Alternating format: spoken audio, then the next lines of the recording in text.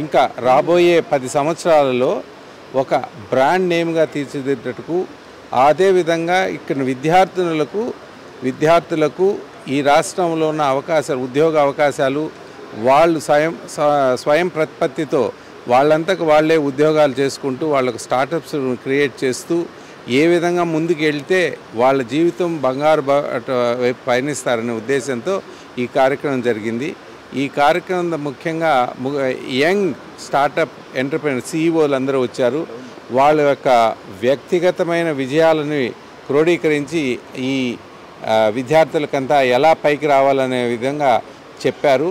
ఇవన్నిటినీ సూచన తీసుకొని రాబోయే రోజుల్లో ఆంధ్రప్రదేశ్లో ఉన్న యువత నూతన ఒరవడితో కేవలం గవర్నమెంట్ ఉద్యోగాలే కాకుండా సొంతంగా ఒక ఇండస్ట్రీని ఎస్టాబ్లిష్ చేసుకోవటానికో, లేకపోతే వాళ్ళు ఇన్ఫర్మేషన్ టెక్నాలజీ రంగంలో ఉన్న అవకాశాలను అందిపుచ్చుకొని వాళ్ళకు ఇస్తున్న ట్రైనింగ్ ఇంటర్న్షిప్స్ ద్వారా వాళ్ళలో నైపుణ్యాలను పెంచుకొని ఆ నైపుణ్యాల ద్వారా వాళ్ళు ఉద్యోగాలు పొంది వాళ్ళ జీవితం బంగారు భవిష్యత్తుగా తీర్చిదిద్దుకుంటారన్న ఆశయంతో ఇటువంటి కార్యక్రమాలు అపిట మొదలుపెట్టింది.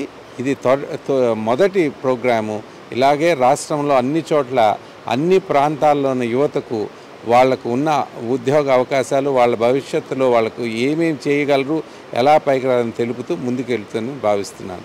ఈ విషయంలో ఆంధ్రప్రదేశ్ ప్రభుత్వం చేస్తున్న ఈ ఎఫర్ట్ని నేను అభినందిస్తూ సెలవు తీసుకుంటున్నాను. Government of Andhra Pradesh information technology academy from voice of IT అనే ప్రోగ్రామ్ చేసింది. మనకి ఈ రీసెంట్గా గవర్నమెంట్ ఆఫ్ ఆంధ్రప్రదేశ్ చేస్తున్న ఐటీ ఇండస్ట్రీ పరంగా ఐటీ డొమైన్లో చేస్తున్నటువంటి కార్యక్రమాలని how to bring the major industries to AP అనే దాని మీద ఒక అవేర్నెస్ ప్రోగ్రామ్ని క్రియేట్ చేయడం జరిగింది. ఐటీ అనేది ఎర్లియర్ కన్నా కానీ ఇప్పటికీ it is taking a different shape. Artificial intelligence, data science and all the other emerging technologies different shapes తీసుకుంటున్నాయి.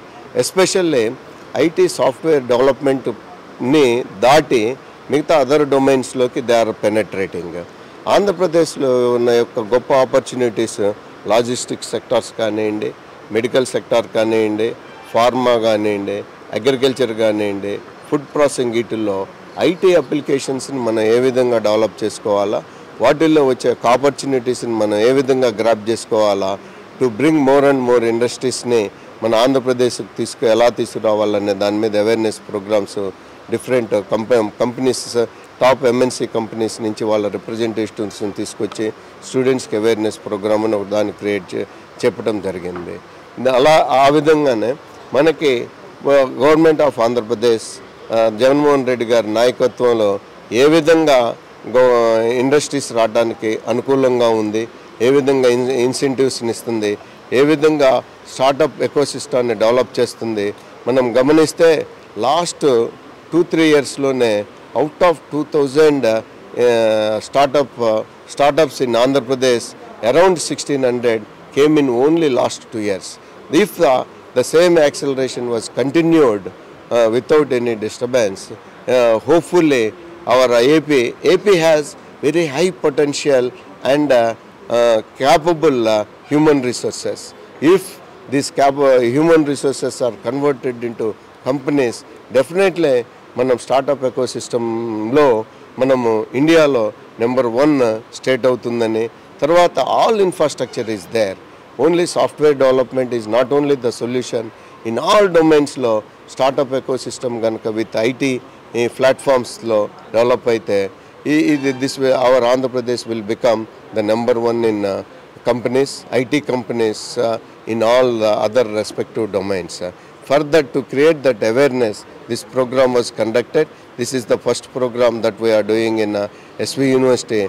In coming future, we will create the awareness to become each and every capable and dynamic. The student of Andhra Pradesh should become a global leader in IT, which will monitor all the other domains with an efficiency and time saving, as well as with a less investments. It will become very huge platform. AP will become the huge platform for IT industries, especially in the dominating domains of Andhra Pradesh. Thank you very much. My name is D.V. Ramkut Reddy, CEO AP IT Academy. Thank you very much.